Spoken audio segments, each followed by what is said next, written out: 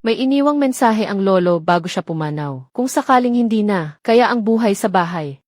Buksan mo ang kanyang kahon. Nandoon ang mga bagay na makakatulong sa pamilya, ngunit huwag ipaalam ito. Sa sinuman, gasto sa medisina ng tatay, hindi na kayang bayaran. Panahon na para buksan ang kahon na ito. Baka ito ay mapa ng kayamanan. Ulan ng galit ng dragon, bakas ng anino. 10 buhay, 1 kamatayan. Baka ito ang alamat sa nayon. Lugar ng hari ng ginseng.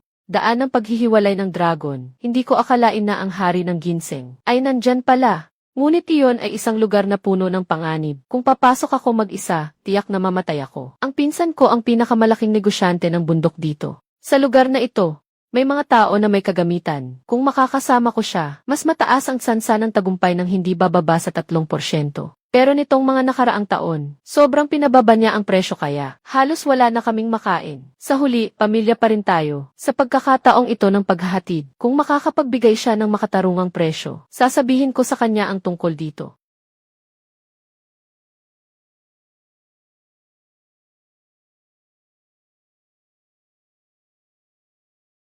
Linyi, lahat ng ito ay talagang maganda. Tuwing tumatanggap ako ng mga kalakal, ikaw ang laging masigasig. Sandali lang.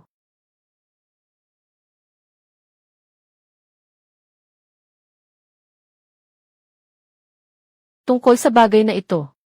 Mukhang okay naman. Ganito na lang, Xiaoye, dahil magkamag-anak tayo. 3,000, kasama na ang basket. 3,000. Noong una, hindi mo ba sinabi na ang dekalidad na produkto ay 100 kada kilo? May mga 10,000 na siguro ako nito. 1 kilo, 100. Walang mali sa ulo mo, ha? Akala mo seryoso ka pa sa sinasabi mo. Isa kang amoy pawis na tagatakbo sa bundok. Bigyan kita ng 3,000. Tinitingala na kita dyan. Hindi talaga sapat ang 3,000. Isipin mo na lang na humihingi ako sa'yo. Ibigay mo na lang sa akin ayon sa presyo sa merkado. 3 buwan nang kumatos ang tatay ko. Kung hindi pa ako makakapagbayad ng medical fees, wala na siyang buhay. 100. Ito ay mula sa puso ng pamangkin, para makabili ng prutas para sa tito ko. Kunin mo ang pera at umalis ka na. Tatay, gagawin kita. Naglakas loob kang saktan ako. Magaling ka, may lakas ka. Simula ngayon, sa 10 milya at 8 na yon, walang tatanggap ng iyong kalakal. Wala na akong pinsan na katulad mo. Sana'y tandaan mo ang sinabi ko ngayon. Huwag magsisi. Nanay. Xiaoye. Kakausap lang ng ospital. Nasa intensive care unit ang tatay mo. Umabot na sa pulang linya ang utang. Magkano pa ang kulang sa bayad sa gamot? Hindi tayo makakapagbayad ng 200,000 ngayong linggo. Tumigil na ang respirator ng tatay mo. Ako na ang bahala sa usaping pera. Maganda naman ang negosyo ng pinsan mo. Hindi ba't maayos iyon? Noong una, tinulungan natin siya ng marami. Bakit hindi tayo pumunta sa kanya at mangutang? Hindi pwede. Yung taong iyon ay isang mapagpasalamat na tao. Pumunta ako sa kanya para kunin ang mga produkto. Yung taong iyon, tinaga ang presyo ng 70%. Sabi pa niya. Basta hindi ko na napigilan. Sinuntok ko siya. Sabi niya, hindi na niya kukunin ang mga produkto natin. Itong walang hiya, ikaw at ang tatay mo para hanapan siya ng mga bundok na produkto. Hindi ko alam kung gaano karaming hirap ang dinanas. Paano niya magagawa ito sa iyo? Lin Zhenhai. Dahil hindi mo ako pinapansin. Kailangan kong gawin ito. Gumawa ng isang matagumpay na karera. Huwag kang magsisi sa bandang huli. Ngayon, wala nang pera sa bahay. Ano na ang gagawin sa sakit ng tatay mo?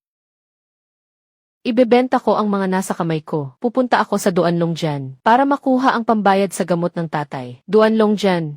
Lugar ito na kumakain ng tao. Pagpasok nila, walang nakakalabas ng buhay. Nakakalabas ng buhay. Ikaw ang nagsusugo kay San. Kung hindi ka pumasok sa bundok, si San ay nasa ospital na. Kailangan kong pumunta.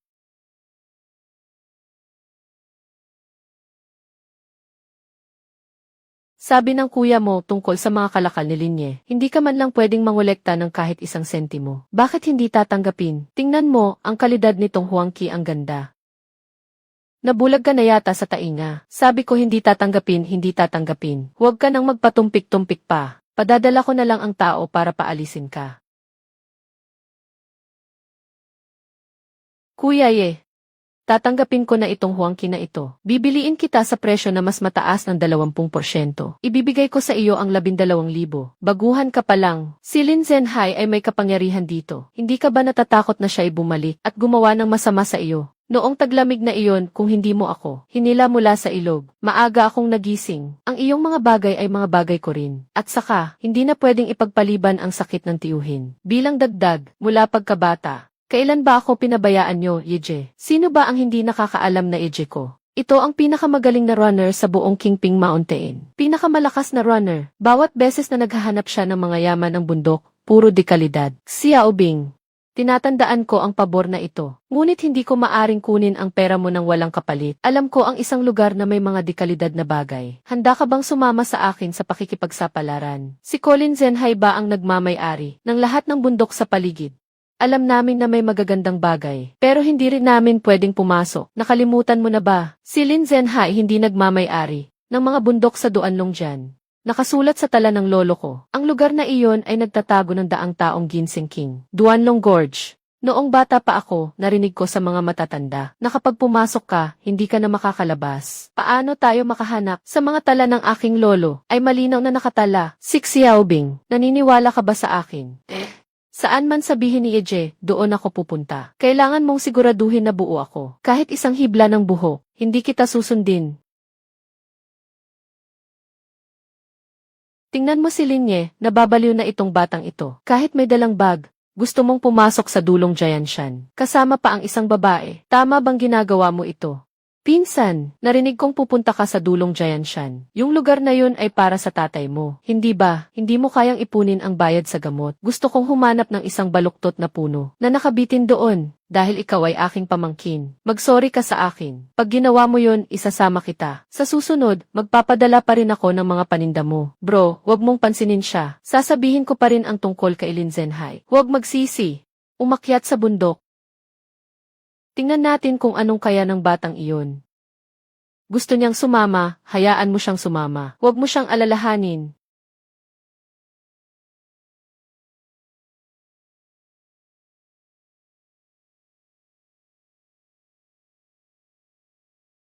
Bro, dumarating ang mudslide.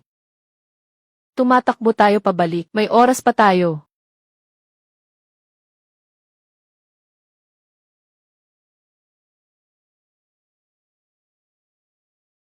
Hindi na tayo makakabalik. Nakasulat sa tala ng lolo, pagdaanan ang mudslide na ito. Ayon na ang patutunguhan. Pero mudslide yan, Yeje. Kung masama tayong mahihigop dito, walang matitirang buto, natatakot ako. Xiao Bing, naniniwala ka ba sa akin? Naniniwala ako sa'yo. Kaya, hawakan mo ako ng mahigpit.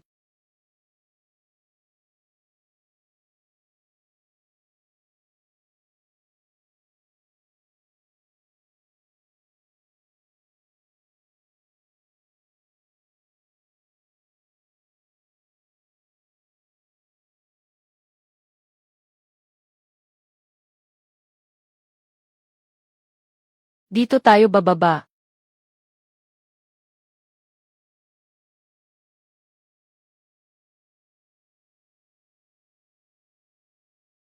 Xiao Bing, ibigay mo ang kamay mo sa akin.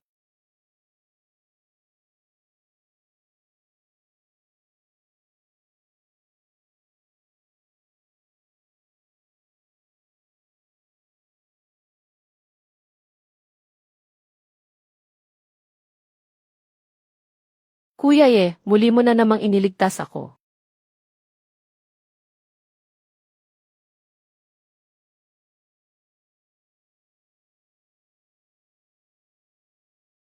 Nakapasok kaming buhay.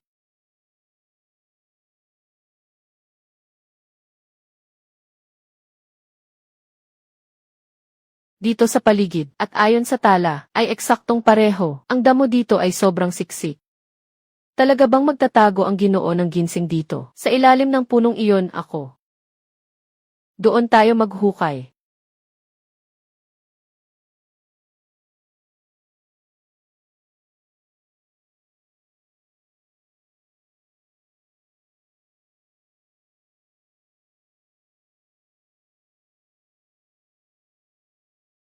Walang laman.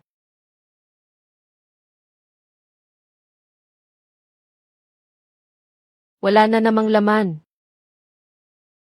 Sabi ng matatanda, ang ginseng kapag umabot sa tiyak na antas ay nagiging espiritu. At kapag nakatagpo ng tao, kusa itong tumatakbo. Baka tumakas na ang hari ng ginseng.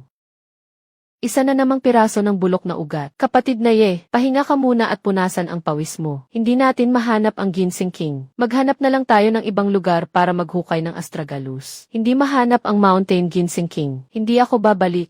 Walang nakakita ng bagay na iyon. Paano kung wala talagang Mountain Ginseng King sa mundo? Naghihintay pa si Tito ng pera para sa kanyang kaligtasan. Hindi tayo pwedeng magpatuloy ng ganito. Hindi ito maayos.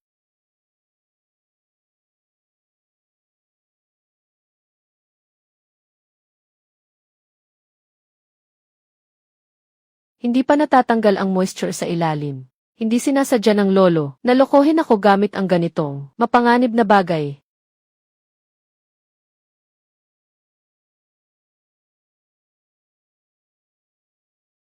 Diyos ko. Sa lahat ng pagod namin, isang araw na lang, sana may makuha tayo sa isang scoop na ito. Zaiji, naghukay tayo ng isang araw. Walang kahit anong ugat ng ginseng na nakita. Ang mga tala ng iyong lolo, baka mali ang pagkakasulat. Tara na. Bumalik ka at mag-isip ng paraan.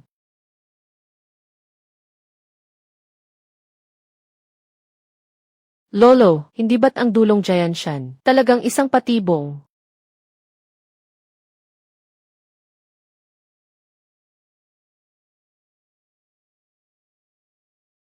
Darating na ang lobo, madilim na ang paligid. Kung hindi tayo aalis, pareho tayong magiging pagkain ng lobo. Hayaan mo akong mag-isip muli. Ano pa ang iniisip mo? Puno ng mga paltos ang kamay mo. Nag-ukit ka buong araw pero wala kang nakuha. Kung hindi tayo aalis, mananatili na tayo dito sa bundok. CJ.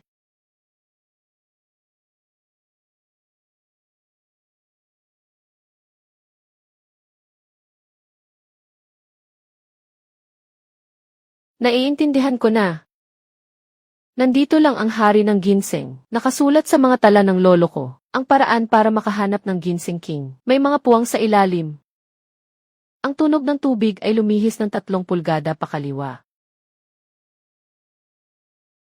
Bing! Lumakad ka sa kaliwa ng 5 hakbang. Kahit na totoo ang ginseng king, hintayin nating mahukay ito. Kakainin din tayo ng mga lobo. Dito tayo maghukay. Samahan mo akong subukan ulit.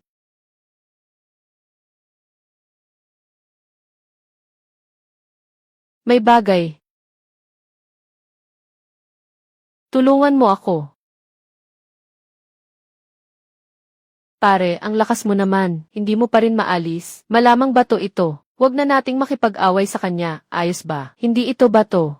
Kundi matigas na bagay. Nakita na natin.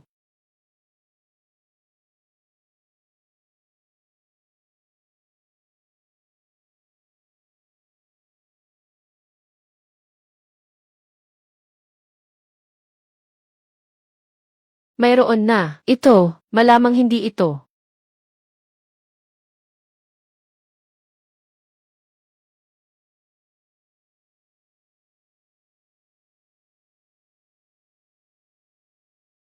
Diyos ko. Naging tao na ang anyo nito. Ito ang unang beses na nakita ko ng ganito kalaki. Totoo ang notes ni Lolo. Nahanap na natin si King of Ginseng. Ang batang wild, ang galing mo talaga.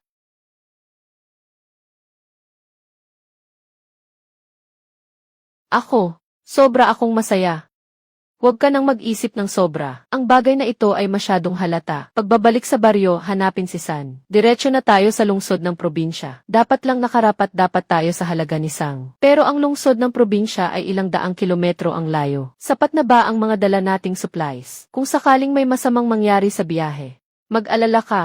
Sapat na ang mga bagay na ito. Pakikitungo sa hari. Kailangan kong maibenta ito. Ang tamang mahal na presyo. CJ. Saan ka pupunta? Sasama ako sa'yo.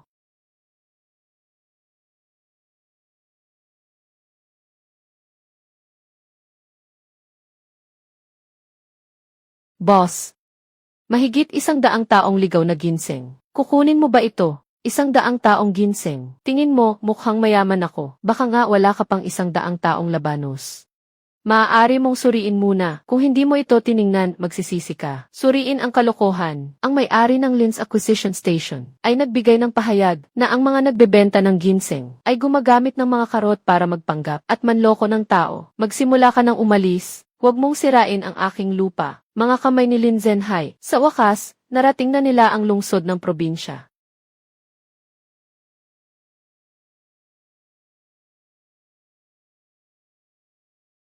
Tumigil ka.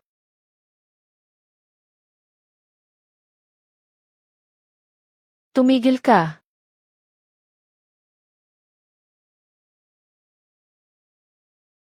Ako si Jiang Chu, Pangulo ng Jiang Pharmaceutical. Naghahanap kami ng pinakamahusay na ginseng para sa bagong gamot. Pwede ko bang makita ang iyong produkto?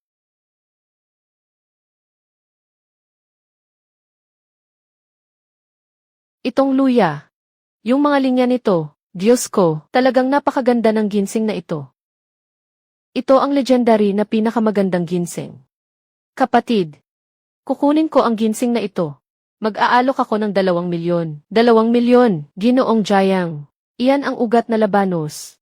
Buksan mo ang iyong mga mata at tingnan mong mabuti. Ito ay tinatawag na perlas na tuldok. Tanging ang 100 taong ligaw na ginseng lamang ang may ganitong mga bakas. Tingnan mo ang liig ng gansa. 120 taon bago ito nakabuo ng ganitong bahagi. Subukan mong pilitin ang isang labanos at ipakita mo sa akin. Walang mali sa sinabi ng nakababatang kapatid. Liu Bao.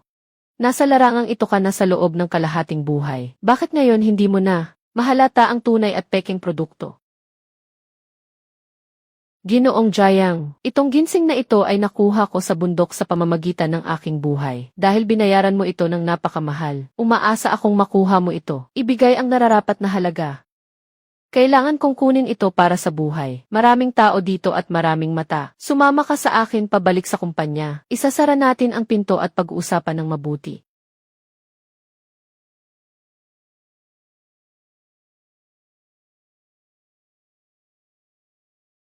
Ang kumpanya namin ay nag-aaral ng bagong uri ng gamot laban sa kanser na 2,000. Ngunit palaging kulang. May sapat na aktibong sangkap sa pangunahing gamot. Ngayon na mayroon tayong halamang ginseng na ito, maaari tayong kumuha ng mataas na konsentrasyon ng aktibong sangkap. Malalampasan ang huling hamon. Kapatid, saan mo ito nakuha? Sa Duan ng Gorge, kapatagan ng daan. Yan ang puok ng kamatayan ng mga mangingibang bayan. Talagang naglakas loob kang pumunta doon. Kuya, humahanga ako sa lakas ng loob mo. Dagdagan pa ng 10,000, 211,000. Magandang pagtutulungan natin.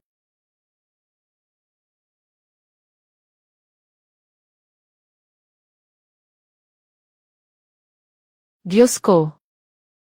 Hindi ko pa kailanman nakita ng ganito karaming pera. Zaiji, nakapagtagumpay tayo. Ginoong Jiang, dahil ang inyong kumpanya sa gamot ay patuloy na nagde-develop ng mga bagong gamot, hindi ko alam kung nais nyo. Makipagtulungan tayo ng matagal. Matagal na pakikipagtulungan. Anong ibig mong sabihin? Maaari kong hanapin si Wang. Maaari kong makuha para sa iyo. Mas marami pang gamot na hindi makuha ng iba. Ibibigay ko ang lahat. Kapatid Lin, aaminin kong magaling ka. Ngunit ang pambihirang gamot ay mahirap makuha. Talaga bang makakahanap ka ng pangalawang pambihirang halamang gamot? Dahil kung nakaligtas ako mula sa dulong Longjian, wala nang bagay sa mga gubat na ito na hindi ko, si Linye, mahahanap. CJ, may lakas. Ipapadala ko kayo palabas. Ganito ang gamot na hinahanap namin. Linya ng kagubatan. Ang halamang ito ay napakahalaga para sa amin. Sa susunod na yugto ng aming pananaliksik, kung talagang magagawa mong mahanap, tiyak na may gantimpala kami. Huwag mag-alala, Ginoong Jiang. Maghahanda lang kami at darating na. Muli kaming papasok sa bundok. Dito na lang po kayo. Kung kailangan, tawagan niyo ako. Gagawin ko ang makakaya ko.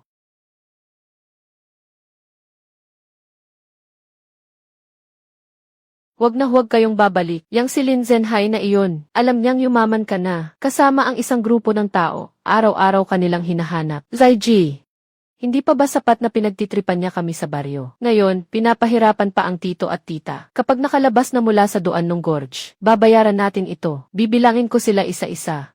Sang-ayon ka ba sa akin? Kahit gaano pa kalubha ang lugar, dapat isama mo ako.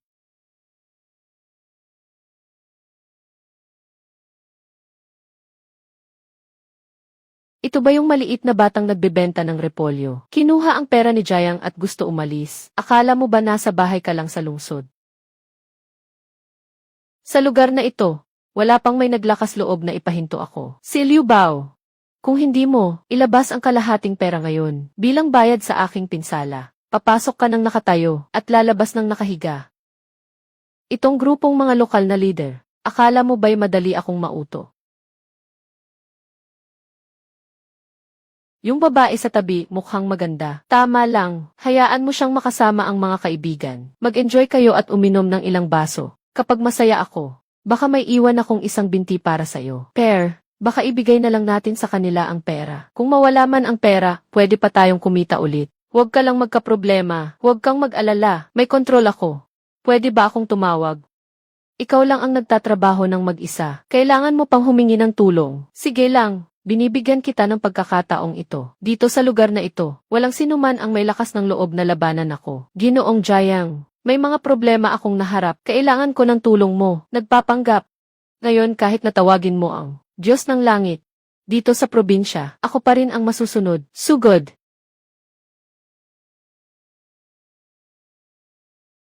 Bata. Nabubuhay ka na ba sa wala? Winasak mo siya. Liu Bao, subukan mong gambalain siya. Ngayon, si Linye ay akin na. Kasosyo sa eksklusibo ng Jayang Group. Kung gagamitin mong pang-insulto siya, para lang siraan ang pangalan ko, Jayang Chu. Ibig sabihin, binabastos mo ako. Ngayon, subukan mong gambalain kahit isang buhok niya. Pinapayagan kitang magtayo ng Liu's Mountain Goods. Bukas mawawala na ito sa lalawigan. Ginoo Jayang ang bahala sa'yo. Tanggap ko na ang pagkatalo ko ngayon. Pero mas mabuting huwag kang mag-iisa. Maghihintay tayo sa huli. Mukhang may malaking plano ka. Kapatid na Lin, itaga mo na, kaibigan, kasama kita. Sa pagkakataong ito, pumasok tayo sa bundok para maghanap ng uong. Dapat tayong mag-ingat. Sabi ng lolo ko bago siya pumanaw. Sa pinakamataas na bahagi ng Longjian, doon sa tuktok ng bundok na natatakpan ng niebe, mayroong napakagandang uong. Alam ko kung nasaan ang uong. Basta kumpleto ang kagamitan. Maaari ko itong dalhin pabalik. Ayos. Ito ang 500,000 paunang bayad para sa iyong mga gastusin sa operasyon. Naghihintay ako sa magandang balita mula sa iyo. Lin Zhenhai. Liu Bao, magsisimula akong umakyat sa tuktok ng industriya ng mga kalakal sa bundok. Isa-isa kayong aking susugatan. Sa higit 2 milyong ito, magkakaroon na ng lunas ang sakit ng tiyuhin. Hindi na natin kailangang tingnan ang mukha ni Lin Zhenhai. Ano ang halaga ng perang ito? Ito ay simula lamang ng ating pagbabago. Unang hakbang ng tadhana, mas magandang palabas ang susunod. Pumunta sa tuktok ng Suesya ng Longjian. Ang uong kaawang ay hindi laro-laro. Kailangan bumili ng pinakapropesyonal.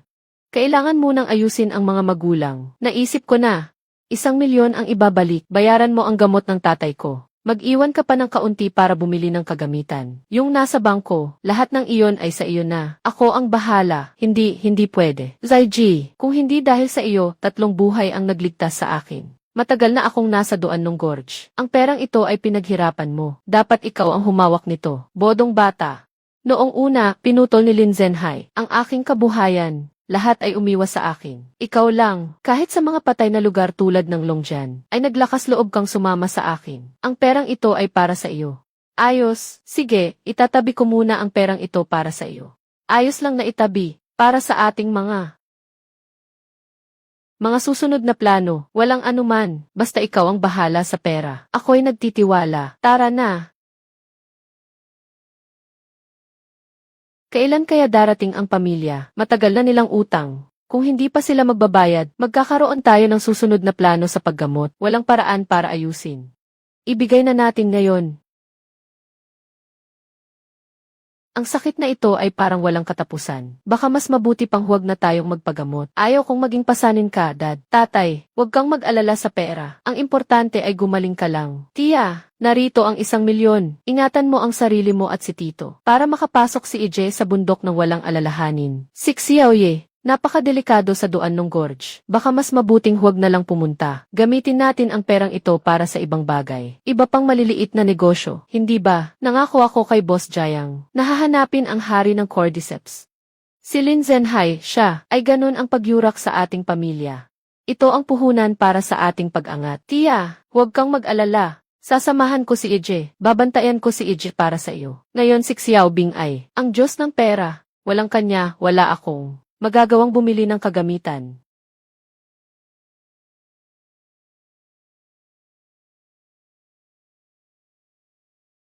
Huwag kang magkalat. Ito ay imported mula sa Switzerland, na high-end na damit para sa polar. Kapag nadumihan, hindi nyo kayang bayaran. Kayo ang nagbubukas ng tindahan ng kagamitan. Bakit hindi nyo pinapayagang hawakan? Ang mga ito ay mga paninda lang. Sama-sama, hindi ba aabot ng 100 piso? Ang tindahan namin ay nag-aalok ng. Pero ang high-end na ruta, kahit isang pirasong lubid sa pag-akyat, mas mahal pa kaysa sa suot ninyong dalawa. High-end. Ngayon, papaabutin ko kayo sa mga mata. Ginoo, ako, hindi ba sinabi mo kanina na hindi natin kayang bumili? Yung high-end na Swiss imported na suot mo, ilabas mo na. Ginoo, nagkamali ako ng paningin, huwag mong makipag-away sa akin. Huwag na nating sayangin ang oras. Ipakita mo na ang nasa tindahan ninyo. Pinakamagaan at pinakamainit na snowsuit. At ang pinaka-professional na ice pick. Windproof tent. Kunin na lahat. Agad. Pakiusap, dito kayo.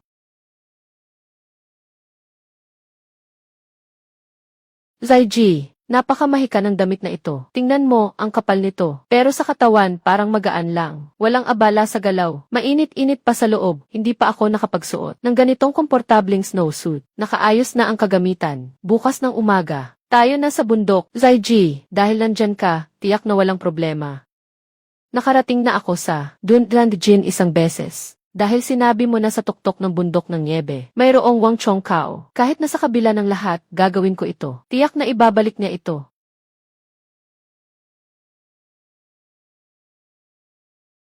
Buhay pa si Linye. Lumabas sa Duanong Gorge at nagtagumpay sa probinsya. Mukhang bumili siya ng maraming snow gear. Malamang pupunta siya sa Duanong Gorge. Sa tuktok ng bundok ng niebe, impossible. Hindi siya nag-iisa. Lungsod ng probinsya. Linyi, akala mo ba kapag tumakas ka sa lungsod ng probinsya, wala akong magagawa sa iyo? Boss. Narinig ko na naiinis si Linye. Kailyo ba o sa lungsod ng probinsya? Huwag na lang. Si Linye, itong batang ito, hindi matututo kahit saan. Na may buntot na nakabitin. Si Liu Bao ay hindi basta-basta. Hayaan silang maglaban-laban para hindi pa ako madumihan. Na magpunta sa probinsya ng personal. Ibalita ang balita na si Linye ay aakyat sa bundok. Sabihin mo na ito ang Lin's Acquisition Station na regalo sa kanya bilang pangbati. Linye, hindi ka ba matibay sa pagkakataong ito? Tingnan natin kung makakabalik ka pa ba ng buhay.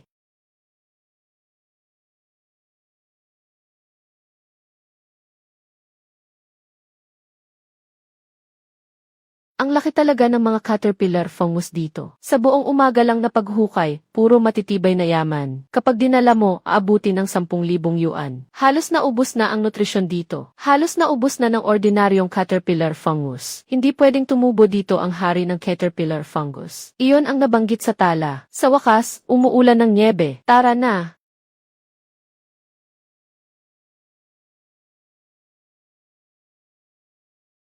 Gumagalaw ang niebe, baka magkakaroon ng avalancha. Mabilis tayong tumakbo. Hindi tama, hindi ito avalancha, hindi tugma ang frequency. Gamitin ang profesional na kagamitan, sundan natin. Sama-sama nating tingnan kung ano ang nasa ilalim. Tingnan natin kung anong yaman ito. Itong kulay, itong amoy. Diyos ko po. Ano ito? Natagpuan na. Ito ang nasa tala ni Lolo, na kung saan nakatala ang hari ng Cordyceps. Nakuha na. Sino pa ang magdududa sa atin? Ang hari ng Cordyceps na ito ang laki, at may liwanag pa. Siguradong magiging masaya si Ginoong Jayang kapag nakita niya ito. Kapag nakuha na natin ang pera, nandyan tayo sa probinsya. Bibili tayo ng malaking bahay, at dadalhin ang iyong mga magulang at ang aking tiyuhin. Para mag-enjoy. At magalit ang mga walang hiya sa baryo. Masyadong kapansin-pansin ang bagay na ito. Kailangan nating agad itong ibigay kay Jiang Chu para maging ligtas. Bumaba na tayo ngayon.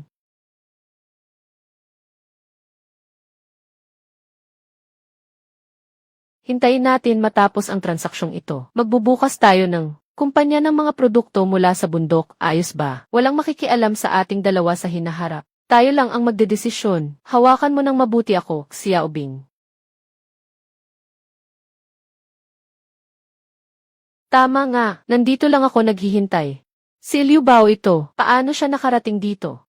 Sabi ko na sa'yo huwag mag-iisa. Tingnan mo, nagkita na tayo ulit. Sa katotohanan, ibigay mo na ang mga nakuha mong yaman sa bundok. Maayos mong ibigay ito, at saka itong batang babae. Kailangan niyang samahan ako ngayong gabi. Kapag nasiyahan na, iiwanan kita na buo ang katawan.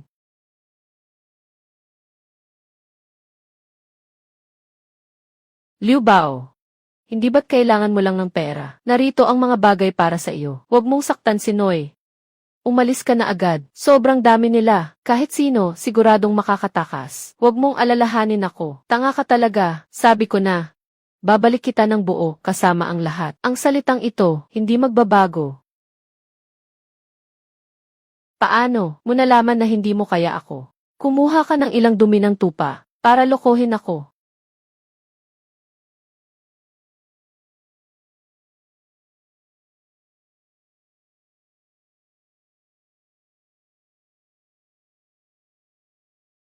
Wag na kayong umubo, wag na kayong umubo, hinahayaan kitang tumakbo. Sino ang pipigil sa kanya? Bibigyan ko siya ng 10,000 yuan. CJ.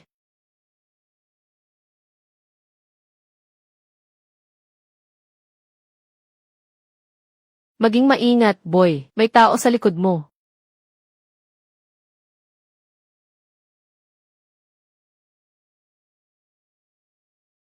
Nabaliw. Pabilis pa sa liko sa bangin. Umupo ka ng maayos.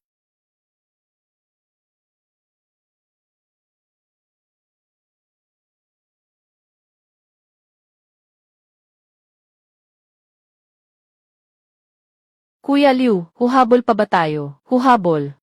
Kailangan nating mahuli si ito ngayon.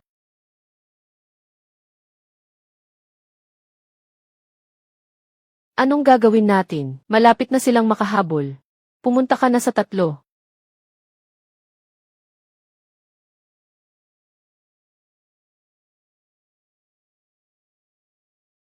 Liu Bao.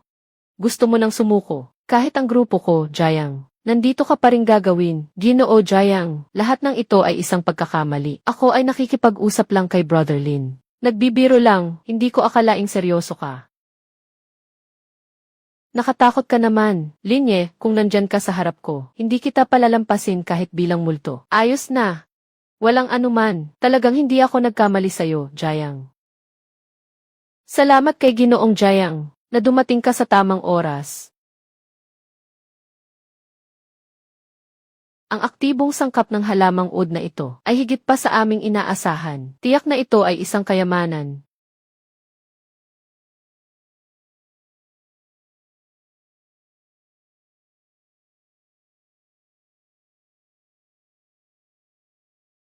Ginoong Lin, bilang karagdagan sa halamang uod, mataas na kalidad na halamang gamot, sundin ko rin ang presyo sa merkado. Nakuha ko ang pinakamataas na antas, 10 milyon.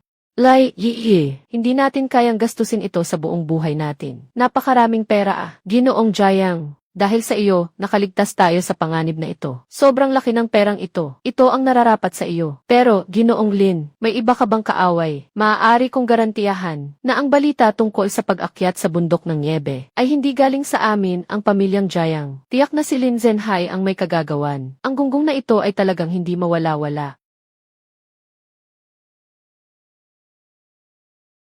Boss Liu, inutusan kami ng boss namin na magtanong tungkol kay Linye, ano ba talaga ang balak ninyo? Anong bagay?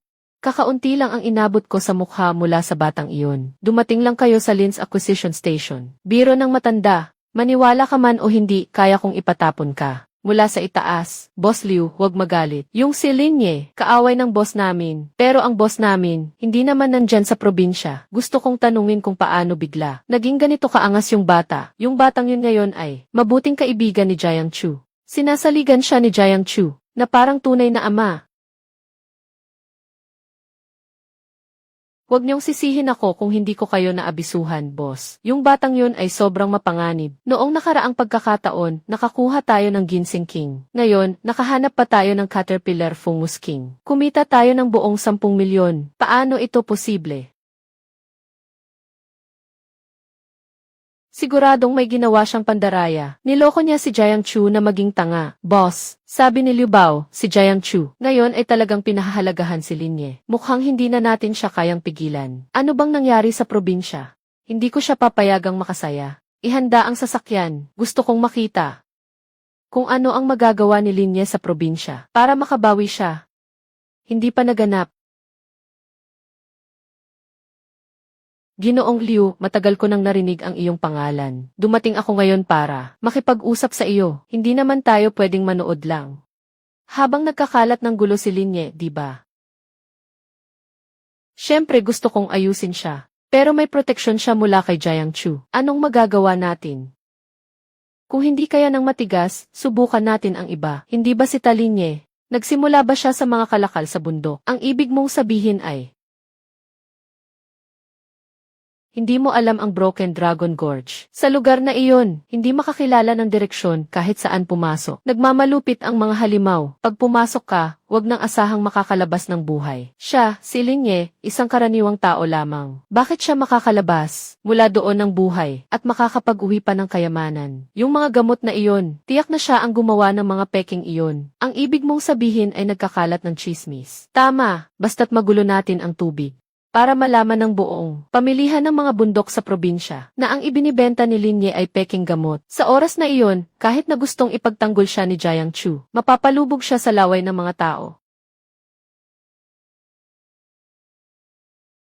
Malawak ang koneksyon mo sa lungsod ng lalawigan. Ikaw na ang bahala sa pagpapakalat ng balita. Basta mapalabas mong ganap na mapanira si Linye. Magdadagdag pa ako ng 20,000 sa'yo.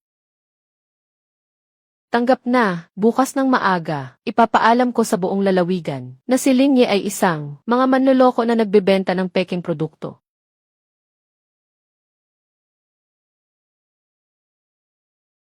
Ang mga kalakal natin ay napakaganda. Katatapos ko lang magbilang, ang kargamentong ito ay tiyak na makakabenta ng 3 milyon. Matapos ang pag-update ng kagamitan, mas madali ng daanan ang Dulong Jiang. Mula ngayon, ang Dulong Jiang ay sa atin na. Isang walang katapusang bundok ng ginto.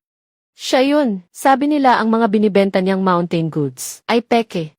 Kahit na ang yabang sabihin na ito ay high quality na ginseng mula sa bundok, bumebenta ng sobrang mahal. Ang sama ng ugali niya na nagbebenta ng peke, dapat siyang i-report sa pulis at arestuhin siya.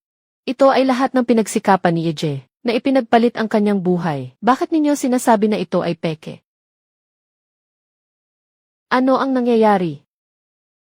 Ngayon, kumakalat sa lahat ng dako ang balita tungkol sa iyo, na ang iyong mga gamot ay peke. Malaki ang gulo. Kahit ang aming Jiang's Medicine, maraming malalaking order, ang pinilit na kinansela ng mga kliyente dahil sa mga chismis na ito. Kapatid, matagal na kitang pinayuhan na dapat ay maging tapat sa negosyo. Paano mo magagawa ito para kumita ng masama? Gumawa ng ganitong bagay, walang hiya talaga.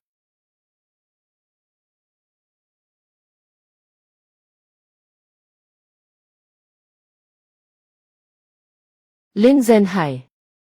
Huwag kang manghusga ng walang base dito. Sinasabi mong nagbebenta ako ng peking produkto. Saan ang ebidensya? Ebidensya. Sinasabi mong ang mga produkto mo ay galing sa Duanlong Jian. Sino ba ang hindi nakakakilala sa pagsabog ng ilog? Kung saan ito matatagpuan? Ito ay isang lugar na parang pinto ng kamatayan na may siyam na pagkakataon na mamatay. Walang sinuman ang nakalampas dito. Buo ang katawan at buhay. Kahit ang mga pinaka-eksperto na matandang mga ngaso ay hindi sumusuot dito, at siya ay isang batang walang karanasan. Paano mangyayari na makakalabas ng maayos? Siguradong nag-imbento lang ng kwento. Malicious na pagtaas ng presyo. Yung sinasabing hari ng ginseng, malamang ay ginamitan lang ng karot na may gamot, gawa-gawang produkto. Kung hindi kaya ng iba, hindi ibig sabihin na hindi ko kaya, Linye. Bawat isa sa mga produktong bundok na binibenta ko ay kapalit ng buhay na purong ligaw na mataas na kalidad. Anong silbi ng pagiging matigas ang dila? Kung totoo ang iyong Ginseng King, ako, si Lin Zhenhai, ay isusulat ang pangalan ko pabaligtad. Kung talagang naninindigan ka, ang aking Ginseng King ay peke. Kaya't ngayon, sa harap ng lahat ng tao, maghahanap ako ng pinaka-otoridad na master para suriin ito sa harapan.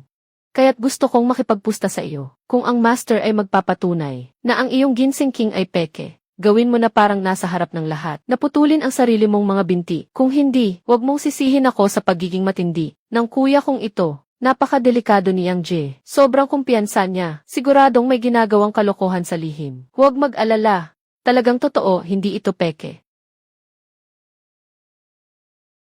Kung mananalo ka, kukunin mo ang aking mga binti, ngunit kung totoo ang ginseng na ito, gusto kong umalis ka sa industriya ng mga bundok at huwag nang bumalik kailanman. Pumasok sa larangang ito ng bahagya. Kanina, hindi ka ba sobrang tiwala? Ngayon, nag-aalala ka na. Nag-aalala ako.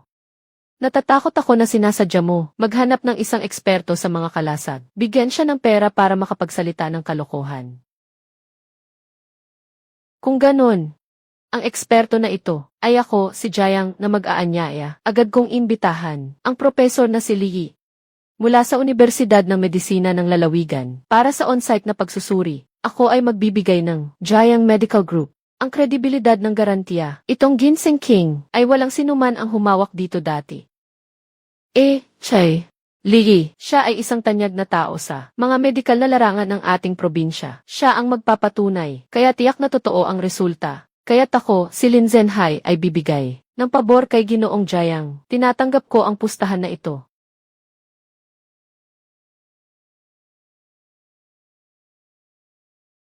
Tingnan ninyong mabuti. Ito si Lin Yi, na nahukay mula sa Duanlong Gorge, ang pinakamagandang Ginseng King.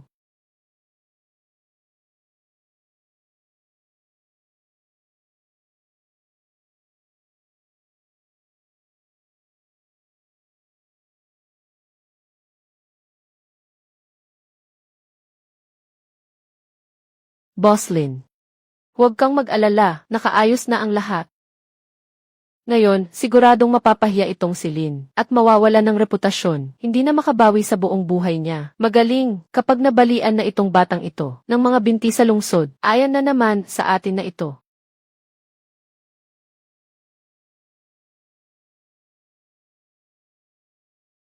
Professor Lei, salamat sa pagpunta. Huwag mag-alala, Ginoong Jiang. Tiyak na ibibigay ko ang pinakamakatarungang sagot.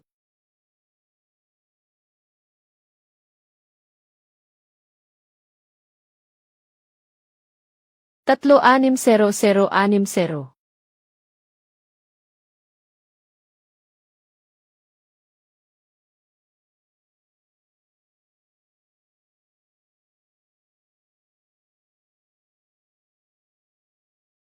Suriin ang mga argumento, simulan ang mga uri, matapos ang maraming masusing analisis ng mga sangkap ng instrumento. Ang resulta ng ulat ng pagsusuri ay, ang pangunahing sangkap ng ginseng ay hindi naiba sa karaniwang puting labanos. Ito ay pek, mga manloloko, talagang gawa sa labanos. Yung ganitong klase ng masama at kurakot, dapat arestuhin at ikulong. Ginoo Jiang, nagkamali kayo ng tingin. Bumili ng isang repolyo sa 200,000. Nangangalap ng mukha ng Jiang Group na wala na lahat, hindi pwedeng mangyari. Ito ang King of Shen ay akin. At saka ito ay hinukay mismo ni Kuya Ye. Paano magiging peke ito? Ang ibig mong sabihin ay, ang mga siyentipikong kagamitan ni Professor Li ay hindi kayo sinisisi. Tanggapin ang talo sa sugal. Sino ang darating? Pagtaga mo ang kanyang mga binti.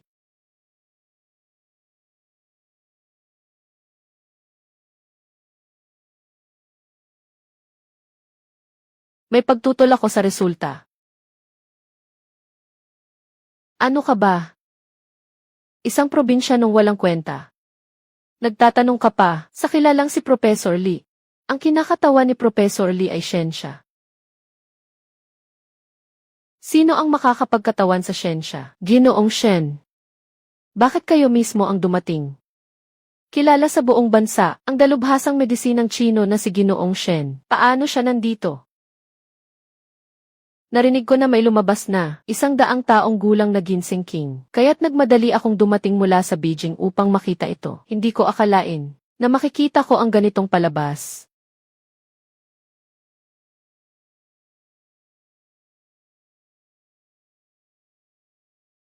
Mahigpit ang luya, malalim ang bakal na sinulid, pinong balat ng matanda, may kakaibang amoy. Ito ay hindi lamang ginseng, kundi isa sa mga pinakamahusay.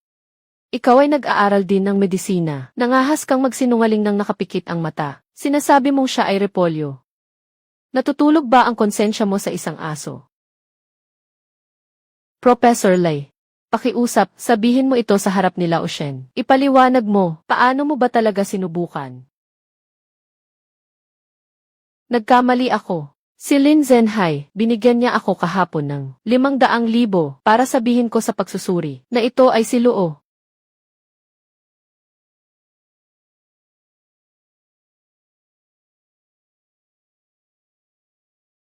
Naging maliwanag na ang katotohanan. Ngayon, panahon na para tuparin ang iyong pangako. Maling akala, lahat ito ay maling akala. Siyang nag-aakusa ng walang batayan. Hindi ko siya kilala. May lakas ng loob pero walang pananagutan. Kanina ay nagmamalaki na gustong makipag-away. Nang pinutol mo ang binti ng tao, hindi ba't ang galing mo? Umalis ka sa industriya ng mga produkto ng bundok. Umalis ka sa probinsya. Umalis ka sa probinsya. Pasensya na, Linye. Nagkamali ang pinsan ko sa isang saglit. Naiinggit siya sa iyong yaman. Kakatapos lang nitong ganito, gumawa ng napakasamang ideya. Dahil magkapatid tayo, pakiusap. Palayain mo na ako. Ayoko ng paghingi ng tawad mo, nakakainis. Huwag mo na akong makita dito ulit. Lin Zhenhai, ikaw pala ganito ang tao. Agad na ititigil ang kooperasyon. Hindi kayang mawala ng kumpanya namin ang taong ito. Kuya, pakiusap, pakinggan mo ako. Walang dapat ipaliwanag. Hindi natatanggap ang kumpanya namin. Narito ang aking business card. Kargamento mula sa Duanlong Jian. Kami ay taos pusong bumibili. Maaari nating pag-usapan ang presyo. Ginoong Lin, narito ang aking business card. Sa hinaharap mula sa Duanlong Jian, lahat ng mga produkto na makukuha mo, bibilhin ko ng doble sa presyo sa merkado. Ginoong Lin, kailangan ng kumpanya namin ng maraming ligaw na dangshen. Basta't makapagsupi ka, ikaw na ang bahala sa presyo. Alam kong hindi ka matatalo. Huwag magmadali mga kaibigan. Basta't makatarungan ang presyo. Mga produkto mula sa Dulong Jian, hindi mawawala ang lahat.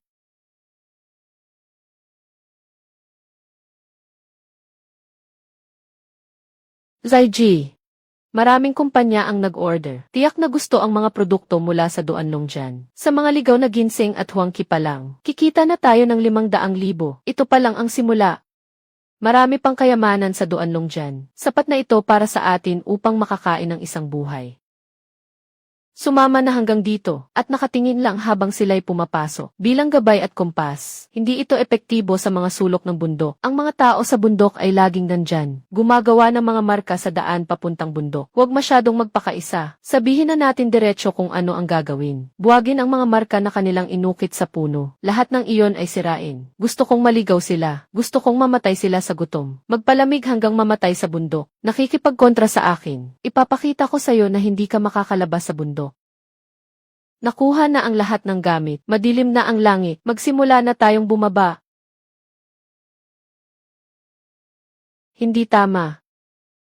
Nang umakyat ako, talagang nandito ako huminto, gumawa ng marka sa dahon. Bakit wala na? Baka mali ang lugar na nahanap, hindi lang ang mga dahon ang nawala. Ang mga marka na inukit ko sa puno, lahat ay may ginawang pagbabago. Ang mga puno sa paligid ay may mga ukit, mga gulo-gulong bakas.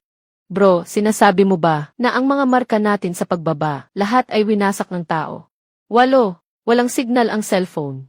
May nagmamasid sa atin. Ano ang gagawin natin? Sa bundok, ang pinakaayaw ay maligaw. Ang mga pagkain at tubig na dala natin. Sapat lang para sa isang araw. Kung hindi tayo makakalabas bago magdilim, may sumusunod sa atin papasok sa bundok. Hindi lang isa. Siguradong si Lin Zhenhai, yung salot na iyon. Nawala na ang lahat ng suot niya sa plaza. Nawala na pati ang kanyang salawal. Kasama ang alalay ni Liu Bao, dumating para patayin tayo. Tala ng lolo, alam ko na ito ng pabaligtad. Tayo na lang ang gumawa ng daan pababa. Kuya madilim na tayo. Makakalabas pa ba tayo? Mahilig sa anino ang lumot, ang bahagi na walang sikat ng araw ay ang hilagang dalisdis. Ang direksyong daloy ng duanlong dyan ay patungong kanluran. Paghahati-hati ng mga halaman. Sa mga tala ng lolo, tiyak na naaalala ko, hindi ito mali, magtiis ka pa ng kaunti.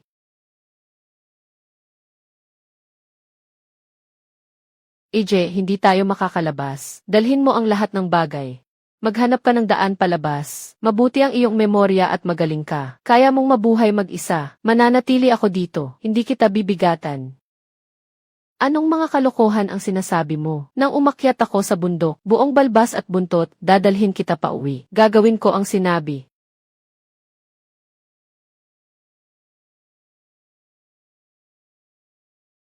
Bakit may butas dito? Hindi ito likas na yungib. Ito ay isang artipisyal na minahan. Pumasok tayo at tingnan. Dahil may marka ng labasan ang butas na ito, tiyak na makakalusot tayo. Tingnan mo yan, ano yan? Ito ay blood ganoderma. Nabanggit ito sa tala ng lolo. Mas mahal ito kaysa sa ginto. Maihalaga pero walang merkado. Blood ganoderma. Narinig ko na ang epekto nito laban sa cancer. 10 beses itong mas malakas kaysa sa karaniwang ganoderma. Walang makabili sa merkado. Ngayon na mayroon tayong ganito, napakalaki ng halaga nito.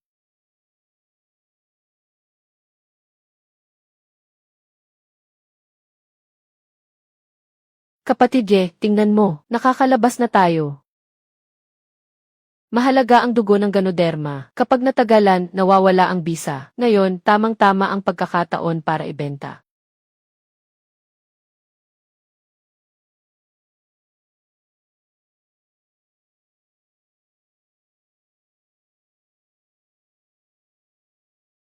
Ang langit na ito ay dugo ng ganoderma.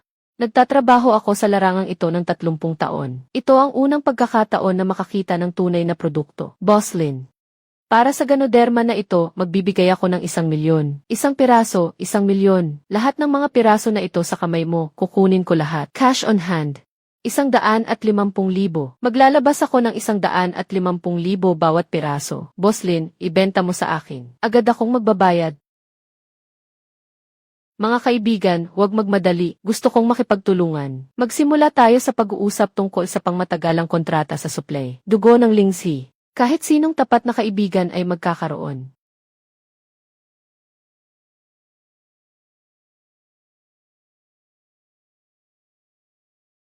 Lahat ng basura ay basura talaga. Isa lang si Linye. Kayong maraming tao, hindi niyo pa mapatay kahit isang tumatakbong bundok. Boss, sobrang swerte ng batang to. Hindi siya mapipigilan kahit ng dulong dyan. Kung hindi, itigil na lang natin ito. Sige na nga, dahil sa kanya, nawala ako sa buong industriya ng mga produkto ng bundok. Nawala ang negosyo ko sa loob ng mahigit 10 taon. Lahat ay nawasak. Sabihin mo sa akin kung paano na. Hindi ba kaya ni Linye? Kung ganoon, hayaan mo siyang mamatay sa duan ng gorge. Huwag na siyang lumabas kailanman. Boss, ang ibig mo bang sabihin ay maghanap ng 2 tao na mabilis kumilos at matapang. Sumama ka sa kanya papasok sa bundok. Sa lugar na tinatawag na Duan ng Gorge, mataas ang bundok, makapal ang kagubatan. Maraming mga bangin at malalalim na hukay. Habang hindi siya nakapansin, ginawa namin ang ginawa niya.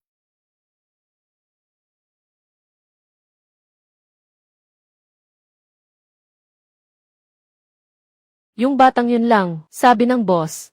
Gawin mong malinis, huwag mag-iwan ng buhay. Tumakbo ng mabilis sa Longjan para mamatay. Para hindi na tayo mahirapan na ilibing sila.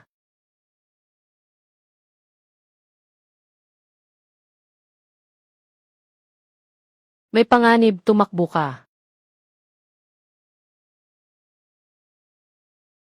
Ang iyong sugat. Sila ay tiyak na si Lin Zhenhai, na ipinadala upang patayin tayo. Ang kanilang target ay ako. Maghiwalay tayo, umalis ka na muna.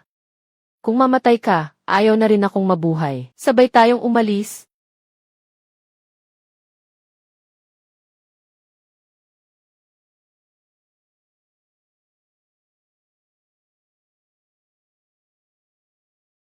Siraulo ka talaga. Kitang-kita na itong minahan na ito. Matagal nang luma itong minahan. Pagkahampas mo ng isang pako, bumagsak ang itaas. Pareho tayong nakabaon dito. Nakita mo ba ang mga slag sa lupa? Ang dingding ng butas ay malambot. Kahit anong hampas, babagsak ito. May paraan ako.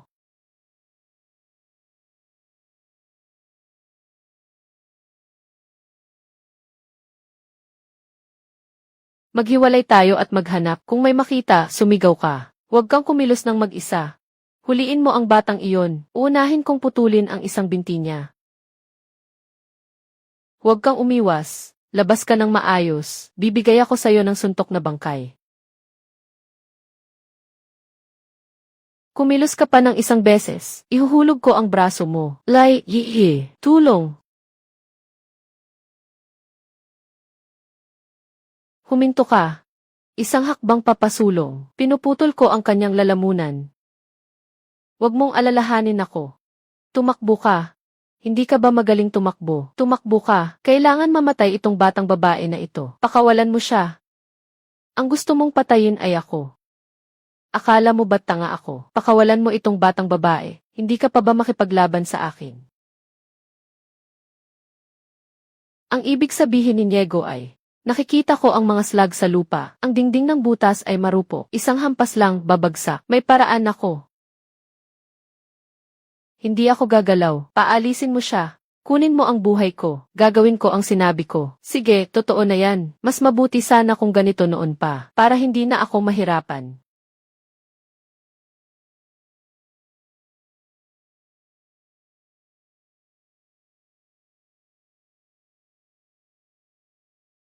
Akala ko, hindi na kita makikita. Wala nang problema. Lahat ay tapos na. Tawag tayo sa pulis. Gusto ni Lin Zhenhai na kaming mamatay. Sa Duan Longjian. Sa utang na ito, gusto kong siya ang magbayad ng dahan-dahan. Ginoo Lin. Nakita na namin sa loob. Sobrang laki ng landslide. Sa ilalim ay ang madilim na ilog ng Broken Dragon. Hindi makababa ang tao.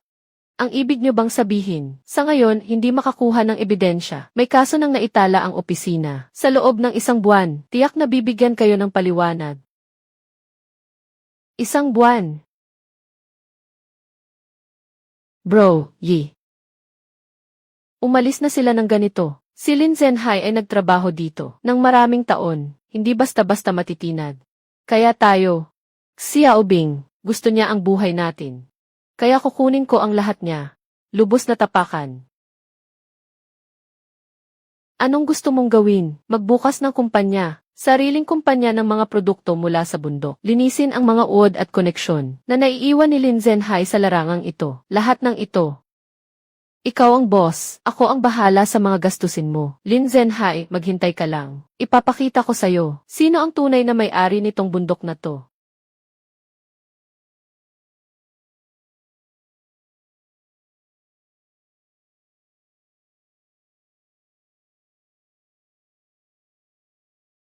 Linyi, gabi na, hindi ka pa rin natutulog. Anong nangyayari? Gusto kong magtayo ng isang kumpanya ng mga produkto mula sa bundok. Gusto mo bang mamuhunan sa akin? Nakapagdesisyon ka na ba? Talagang gusto mong mag-ugat sa larangang ito? Sigurado ako. Magbibigay ako sa iyo ng 5 milyon. Pero may isang kondisyon. Sa loob ng isang taon, dapat makita mo sa akin ang kita. Magtiwala ka. Kailan ko ba pinayagan si Boss Jayang na magkamali ka?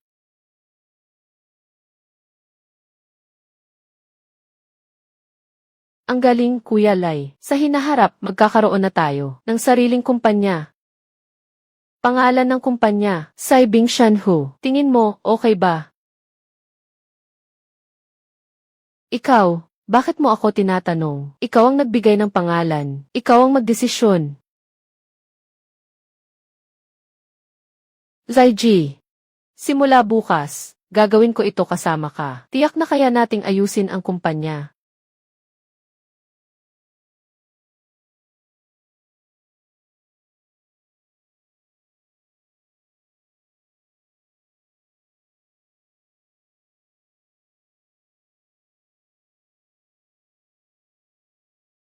Kanino mo naman ito ipinapakita? Ang pagbasag ng mga bagay ay kayang talunin si Linye. Hindi mo pa alam. Hindi niya naayos si San sa Duanlong dyan. Gusto pa niyang magbukas ng kumpanya ng mga produkto sa bundok. Hindi ba't halata na? Para bang inaapakan ako?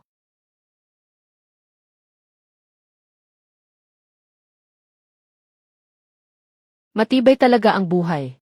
Kahit na ganyan na ang nangyari, makakabangon pa rin ang buo.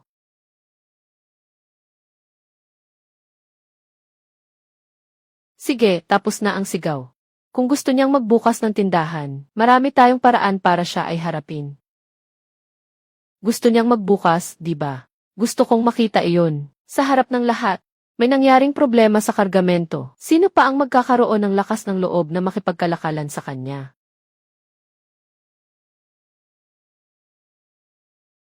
Ilang taon na tayong magkakasama.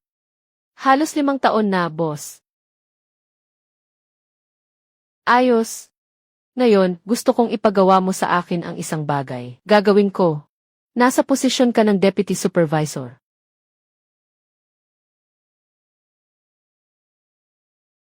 Magbubukas ang kumpanya ng mga mountain goods ni Linye. Gusto kitang pasukin. Mag-apply bilang warehouse manager. At saka, boss, ang pangalan ko ay Akyang. Narinig ko na may paraan kang mag-hire. Pumunta ako para humingi ng pagkain. Mukha kang pamilyar. Nagkita ba tayo dati?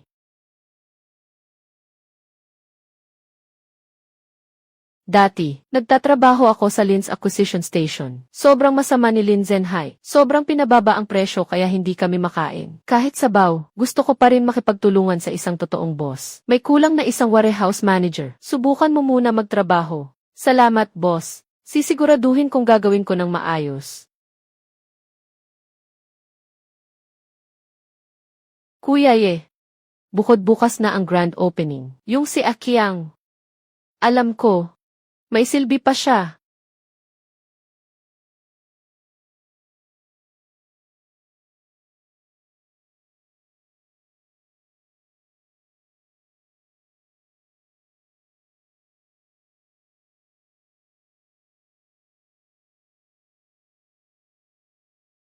Yeye, huwag kang umalis. Hintayin mong hindi na makabangon si Lin Zenhai. Saka kita pakakasalan. Pagdating ng panahon, bibigyan kita ng pinakamalaking kasal.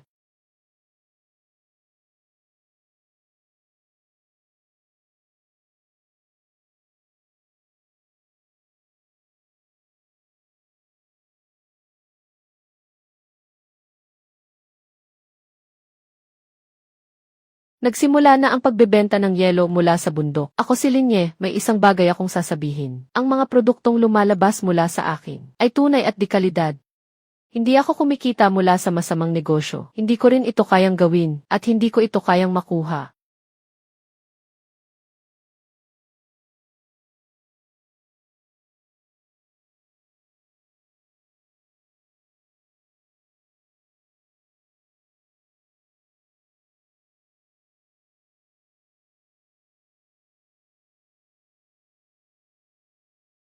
Kumilos na si Akiang. Kargamento numero 3, 5 at 7 ay pinalitan. Magsisimula na ang bahagi ng pagpapakita. Ano ang gagawin? Hawakan mo siya. Huwag mo siyang palayasin. May plano ako para sa kargamento.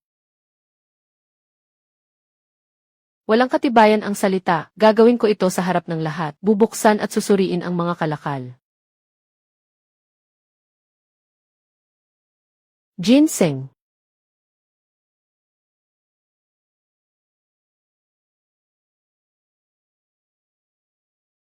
Impossible. Hindi ba't pinalitan ko na ang mga kalakal? Hindi ba siya? Alam na ito noon pa. Pinalitan mo ng 3 kahon ng peking produkto, di ba? Pero hindi mo inisip na palagi akong nag-iingat sa'yo. Sabihin mo, sino ang nag-utos sa'yo na gawin ito? Nagkamali ako. Si Lin Zenhai ang nag-utos sakin. Kung hindi ko ito ginawa, papahirapan niya ako. Patawarin mo na ako. Ang mga tao na umaasa sa mga sabuatan at panlilin lang sa negosyo, tiyak na hindi magtatagal. Lin Zenhai, tapos na ang magagandang araw mo.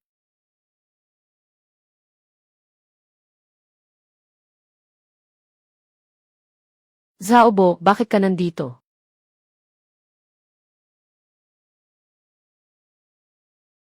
Xiaoye, kung makita lang ng lolo mo, ang hitsura mo ngayon, tiyak na masaya.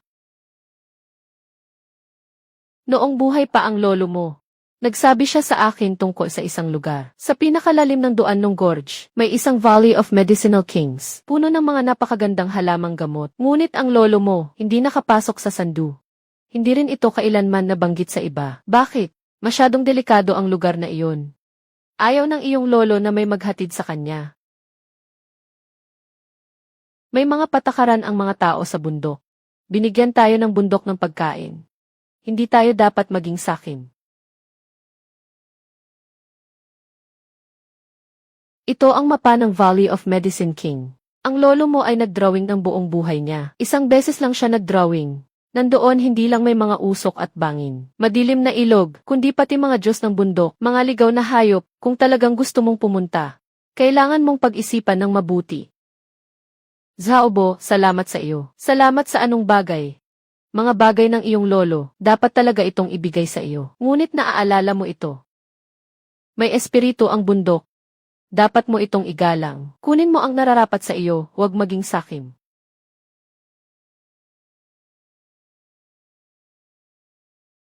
Yao Yu, kung ang larawang ito ay totoo. Kung gayon, ang tinatawag na Diyos ng bundok, dapat isang mabagsik na tigre. Dito. Siguradong may mga alamat na, Diyos ng bundok na tigre na buto. Kian. Ang alamat ng bundok na Diyos, tigre na buto, nasa loob mismo ng Duanlong Jian. Kung mahahanap mo ang tigre na buto, maaari kang maging pinuno sa industriya ng mga kalakal sa bundok, sa larangan ng mga kalakal sa bundok. Hindi ba't protektado ang mga tigre? Hindi natin pwedeng gawin ang mga iligal na bagay. Hindi ito buto ng buhay na tigre. Sabi ng mga tao sa bundok, ang Diyos ng bundok na tigre ay ang hari ng mga tigre. Mga buto na iniwan ng hari ng tigre. Ang buto ay parang jade. Kapag ginamit sa gamot, kayang magpagaling ng maraming sakit. Ang epekto ay higit pa sa hari ng ginseng. Kung makikita lang ang buto ng tigre, gaano karaming tao ang mayaabot? Mas marami kaysa sa iyong maiisip. Pero Xiaolin, napakadelikado ng lugar na ito. Sigurado ka bang gusto mong pumunta? Sigurado ako. Pwede mo ba akong isama? Sobrang delikado sa Valley of Medicine King. Hindi ko maiiwanan ka. Alam kong delikado roon. Pero wala ka. Hindi ako mabubuhay. Isama mo ako, okay. Susunod ako sa lahat ng gusto mo.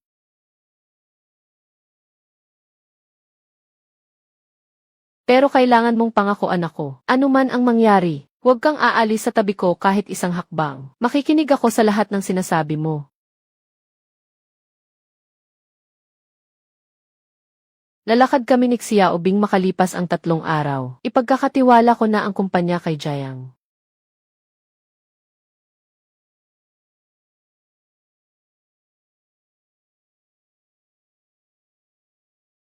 Ang daang ito ay masyadong matarik. Bakit kailangang daanan natin dito? Mas mahaba ang lakarin kung daan tayo sa kabilang ruta. Aakyatin natin ang burol na ito. Sa labas lang ng gulugod ng gamot, magtiyaga ka lang.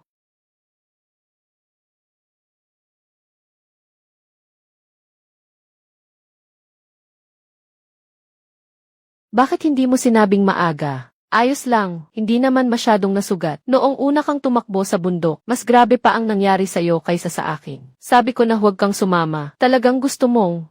Pumunta ako sa hanapin ang ilang halamang gamot para ma-apply sa'yo. May mas delikadong daan pa sa likod. Kung hindi ka na kaya, babalik na lang tayo. Wala akong katatakutan.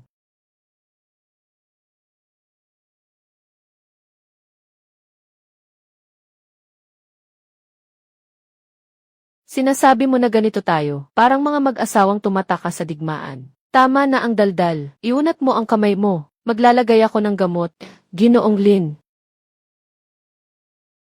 Kapatid J, may ahas, ito ay bamboo viper, huwag kang gumalaw.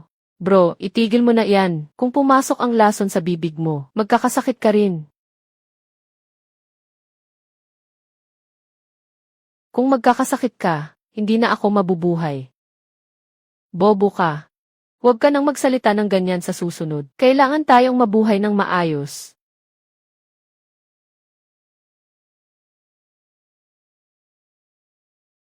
Diyos ng Bandok, Tigre. Totoo ang alamat.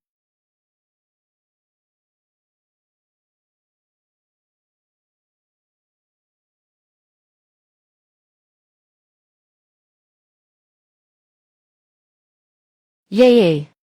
Kailangan ba nating manatili rito? Huwag magpanik.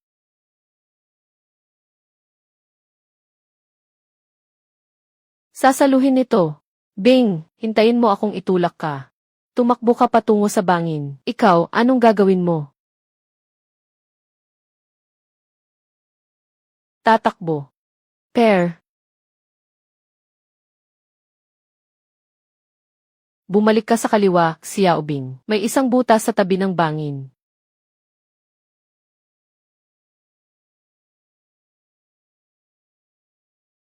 Nahabol na siya. Huwag mong tingnan, tumakbo.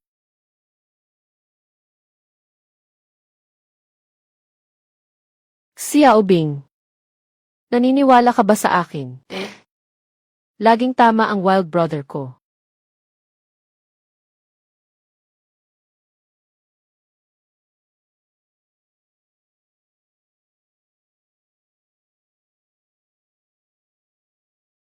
Mabuhay. Wild brother, buhay pa tayo. Matigas ang kapalaran, hindi siya tinatanggap ng yama. Ang likod mo. Huwag mong maliitin ang maliit na sugat. Maliit na sugat. Tinatawag mo itong maliit na sugat. Huwag kang umiyak, matigas ang balat at laman ko. Magbihis ka. Ano? Bing maliit. Hindi ito angkop. Kailan pa tayo? Pinapansin ito. Basta tayo lang. Pwede na tayong lumabas ng magkasama.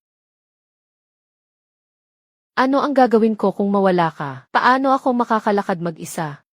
Mula ngayon, ang buhay ko ay hindi lamang sa akin, kundi pati sa iyo. Nakapirma na. Kung magbabalik ka, hindi kita patatawarin. Isang talon. Sulit ang lahat. Ngayon, kailangan nating mag-isip, paano tayo makakalabas?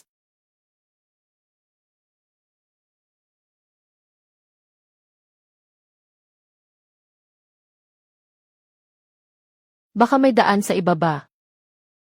Una akong bababa para tingnan. Pag inindayog ang tali, makakababa ka na. Dalawang inindayog, may nangyayari. Hilahin mo ako pataas, hindi may sugat ka pa sa likod mo. Maniwala ka sa akin.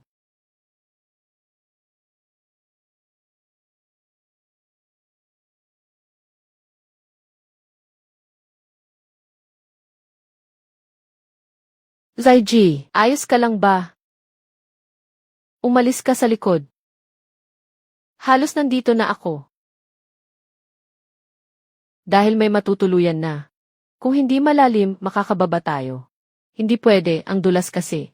Tiyaga lang, makakaraos din. Nasa ospital pa rin ang tatay ko. Nakatutok pa rin si Chen Bing sa taas. Hindi ako pwedeng manatili dito. Mga 10 metro na lang ang nalalabi. May hangin. Dito ay bukas. Makalabas na. Isay, kumusta ka? May daan, Xiao Bing. Bumaba ka na. Sasaluhin kita. Nasuri ko na. Pagdaan dito ay bundok na. Makakabalik tayo sa Yawang Valley.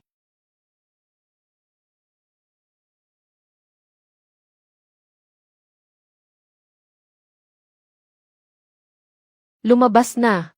Talagang nakalabas na tayo. Bumaba tayo sa daang ito. Makakalabas tayo sa duan ng gorge bago magdilim. Naiwan ang paa. Nga. Muntik na tayong hindi makabalik sa pagkakataong ito. Zaiji. Noong una, akala ko ang pagdaan sa Dundanjin ay sobrang delikado na. Ngayon, mas baliw pa ito ng 10 beses kaysa sa Dundanjin. Natatakot na ako. Sino ba namang hindi matatakot? Yung sugat mo sa likod ay patuloy pang umaagos ng dugo.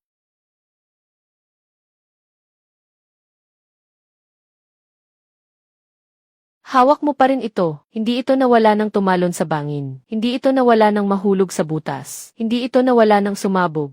Para sa bagay na ito, sulit ito. Linye, may sakit ka ba?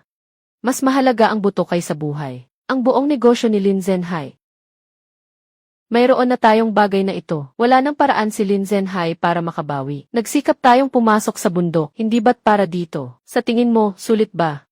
Sulit. Kung sinasabi mong sulit, sulit nga. Sa susunod, muli tayong magsusumikap para sa isang buto. Iniwan kita sa bundok at umalis na lang ako. Ayaw mong gawin. 3 araw na tayong pumasok sa bundok. Walang balita mula sa magulang natin. Siguradong nagmamadaling mag-alala sila kung si Lin Zhenhai ay gagamitin ang pagkakataon na maghanap ng problema kay uncle at auntie. Mabilis na tayo bumaba ng bundok.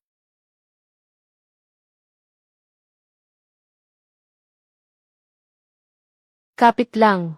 Mahirap mamatay ang batang si Ono. Wala siyang masamang mangyayari.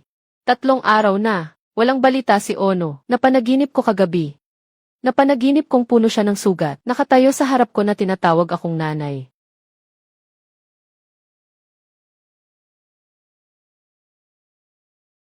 May balita na mula sa ospital. Nawawala si Linyen ng 3 araw na. Sa lugar ng Duanlong dyan. Kung 3 araw nang walang balita, patay na siya. Aking mahal na pinsan. Sarili niyang pinatay ang sarili niya. Hindi alam ang taas ng langit at lalim ng lupa. Ano ang nasa kailaliman ng Duanlong dyan? Ayaw pumasok ng lolo niya. Isang batang lalaki, kasama pa ang isang babae. Ano ba yan? Parang gusto nang mamatay.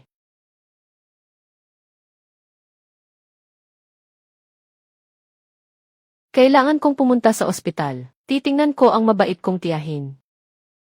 Hindi ba matulungin si Linye? Patay na siya. Ako na ang papalit sa kanya para magpakita ng pagmamalasakit. Tiya, narinig ko na kayo'y may sakit. Nasa isip ko, talagang hindi ako mapakali. Yung batang si Linye hindi nakikinig. Talagang gusto niyang pumunta sa Duanlong Gorge para mamatay. Bilang kanyang kuya, hindi ko siya napigilan. Kasalanan ko. Huwag kang magpanggap na nagmamalasakit. Walang masama sa anak ko. Hindi siya mamamatay. Umalis ka dito.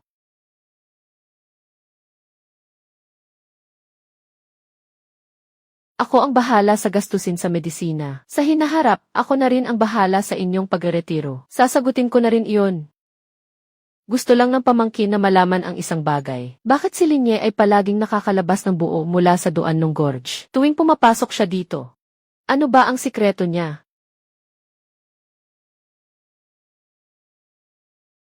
Umuwi ka na gamit ang iyong masamang pera. Huwag kang maging hindi marunong makilala ng kabutihan. Hindi na babalik si Linye. Anong silbi ng sikreto mo? Dadalin ba ito sa kabaong? Wala na ang pinsan. Ano na ang mangyayari sa mga order niya? Wala na akong pakialam. Kapag naisipan mo na, kontakin mo ako. Sobrang pasensyoso ako.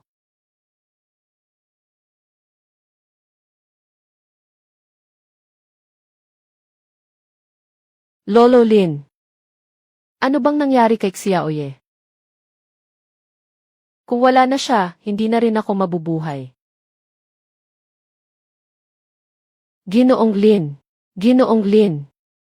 Agad tawagin ang nurse.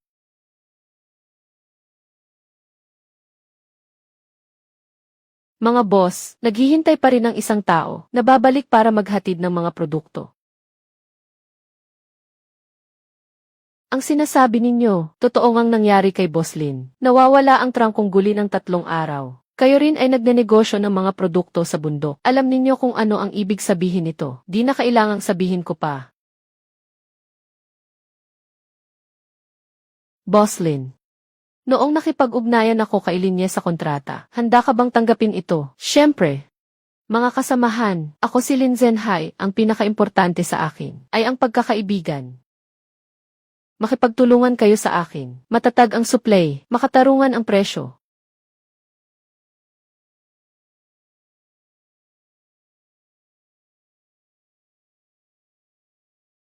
Ngayon, inanyayahan ko kayong lahat. Isang bagay lang.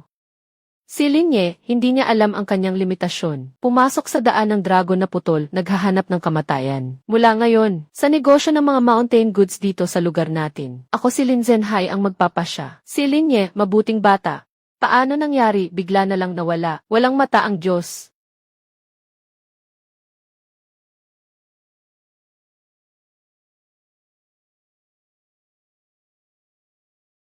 Lin Zhenhai.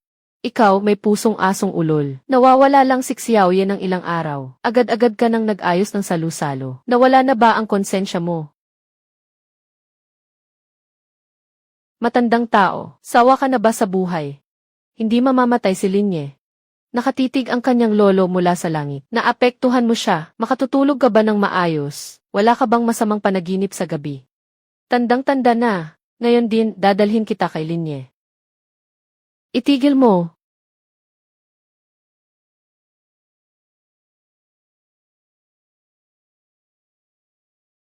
Hindi ka namatay. Kapatid na lalaki, hindi ako namatay. Nasira ang loob ko.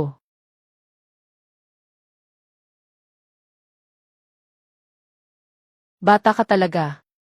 Hindi ka nagkamali ang lolo mo tungkol sa'yo. Pumasok na ako sa Medicine Valley. Nahanap ko na rin ang Tigerbone. Impossible. Valley ng hari ng gamot. Hindi ba may mga tigre roon? Paano ka pa nakabalik ng buhay? Lin Zhenhai, hindi mo ba gustong malaman ang sikreto kung paano ako nakaligtas? Ang sikreto ay nakasalalay sa sariling kakayahan ko. Tapos na. Lahat ay tapos na.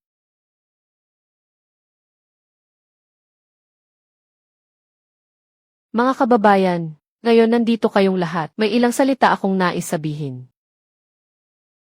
Tungkol sa kaso ng Duan ng Gorge, nagawa na ng pulisya ang investigasyon. Sadyang pagpatay, pagdukot at pangingikil. Lin Zhenhai at Liu Bao, bawat isang bagay na ginawa nila, lahat ng ebidensya ay naipasa na sa pulis. Linye, huwag kang magbintang ng walang katotohanan dito. Sinasabi mong naimbestigahan na ng pulis. Nasaan ang ebidensya? Walang ebidensya. Maari kitang kasuhan ng paninirang puri.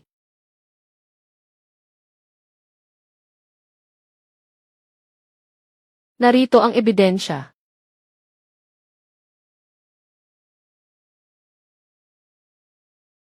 Akyang, akyang.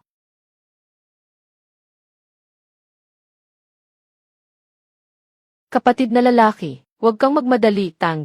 Magpadala ng tao para makasama sa loob. Gumawa ng kalokohan sa bahagi ng pagpapakita. Basta't may problema sa kanyang mga produkto. Sa harap ng napakaraming kliyente, sinira ang reputasyon. Kyang. Bukas ay magbubukas ang kanyang kumpanya ng mga produktong bundok. Gusto kong makapasok ka dito. Lin Zhenhai at Liu Bao, kayo ay nahaharap sa maraming mga kriminal na paglabag. Patunay, ayon sa batas, kayo ay inaaresto. Linyi, pinsan, patawarin mo ako sa pagkakataong ito. Aaminin kong nanalo ka. Talo ako sa iyo, okay ba? Kapatid na lalaki, hindi ito dahil nanalo ako sa iyo. Ito ay dahil sa kabutihan ay nagwagi sa kasamaan. Xiaoye, pumunta ka na sa ospital. Ang mga magulang mo. Tara, punta tayo sa ospital. Lupa.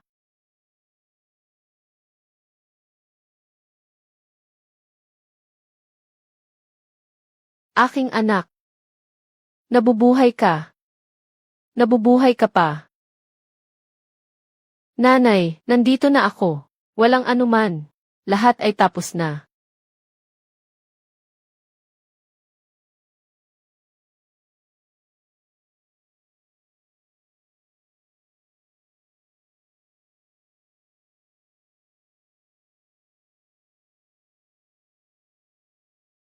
Kaso ng dulong Jianshan, maaari na itong isara.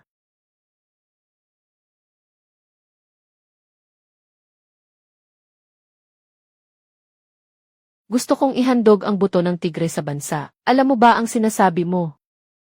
Ito ay kayamanan na ipinagpalit mo ng buhay. Gusto kong ihandog ito para makuha ang karapatan sa pag-unlad ng dulong Jianshan at suporta sa patakaran. Magtatayo tayo dito ng isang industriyang pangbundok. Sayang ang mga yaman ng Duanlong dyan na hindi nagagamit. Sayang talaga.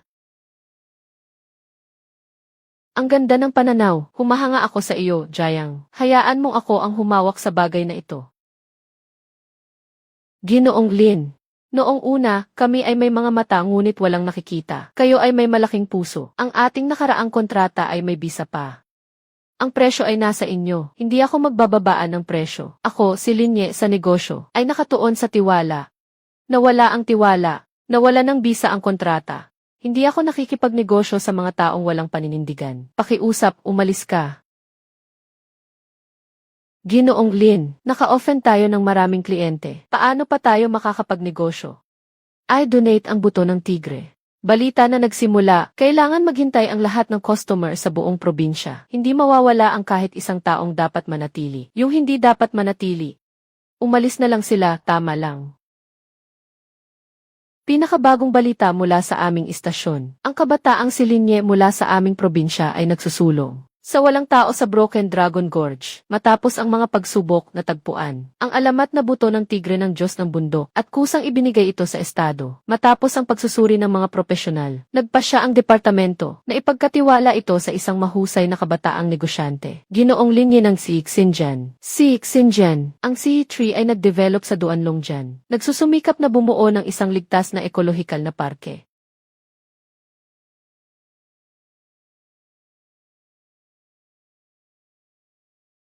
Noong nakaraan, nakipagtulungan kami kay Lin Zhenhai. Wala kaming magawa. Tingnan mo ang mga kalakal dito sa Duanlongjian. Agad na lumabas ang hatol ng korte kay Lin Zhenhai. Malapit na itong matapos. Hintayin nating matapos ang hatol. Pag-usapan natin ang negosyo. Ginoong Lin, isip-isip muna. Handa akong magbigay ng 3% tungkol sa pakikipagtulungan.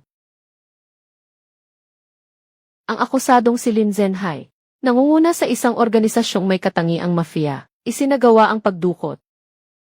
Maraming krimen, pinagsamang parusa, hinahatulan ng 18 taong pagkakakulong. Ang akusadong si Akiang ay mayroong pandaraya dahil sa kanyang voluntaryong pagbibigay ng mahalagang ebidensya, ay bibigyan ng magaan na parusa ayon sa batas. Hinahatulan ng 1 taong pagkakakulong. Linyi, nanalo ka. Tingnan mo ako na pumasok. Sigurado akong masaya ka. Magbago ka ng mabuti. Magsimula ulit.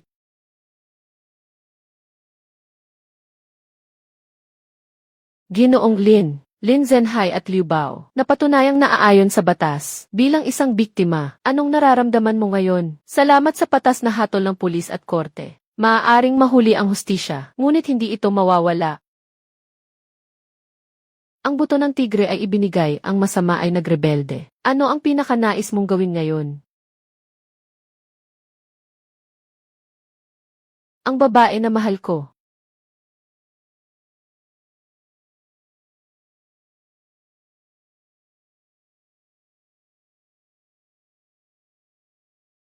Nasa harap ka ng mga mamamahayag. Ano bang sinasabi mo?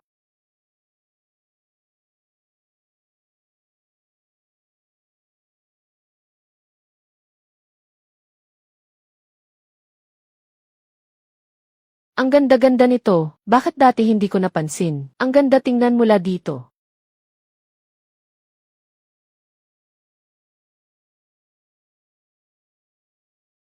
Mula nang samahan mo akong pumasok sa Longjian noong araw na iyon, alam ko na, hindi ko kayang mabuhay nang wala ka sa buhay na ito. Sa bangin, sinabi mo sa akin, saan man ako pumunta, susunod ka. Ngayon, tinatanong kita, maaari mo ba akong pakasalan?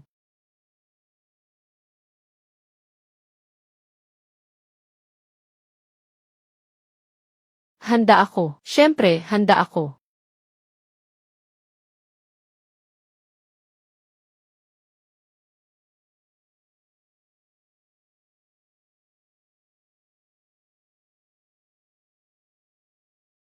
Mga bisita. Ngayon, nakatayo ako rito bilang saksi sa kasal. Ito ay isang karangalan para sa akin. Matagal ko nang kilala si Linye, hindi ko pa kailanman nakita siyang kabahan. Pero ngayong umaga, 7 beses niya akong tinanong kung nakatali ng maayos ang kanyang tie. Mr. Ginoo, hindi nakalawit ang iyong tie. Maaari ka nang magpakasal ng walang pag-aalinlangan sa iyong bride.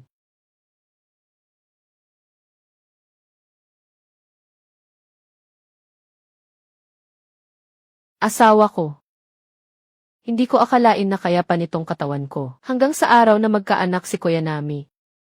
Sabi ng doktor, sa susunod na linggo, makakalabas ka na. Maghihintay na lang tayo na magkaapo. Little Bing, salamat sa'yo. Sa mga pinakamasalimuot kong panahon, hindi mo ako iniwan. Ngayon, ako naman ang magbabantay sa'yo.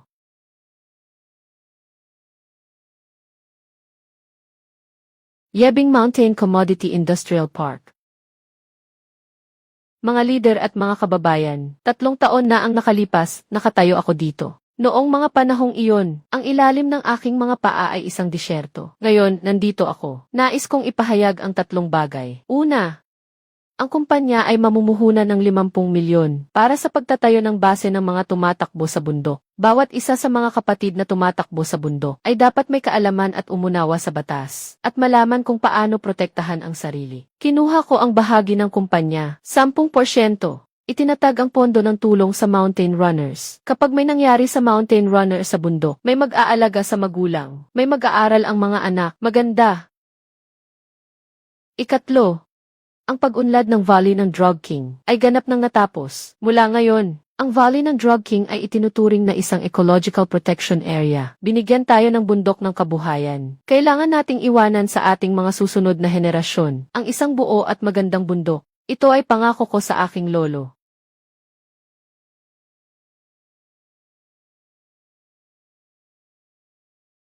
Lolo, nagawa ko na.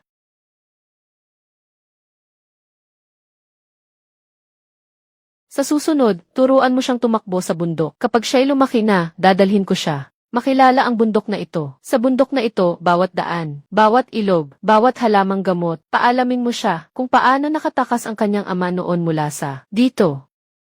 At ipaalam mo rin sa kanya kung paano ang kanyang ina ay tumalon sa isang bata mula sa bangin noon. Lolo, nakita mo ba? Basta't may tapang. Kahit sa bundok, makakahanap ng daan patungong ginto.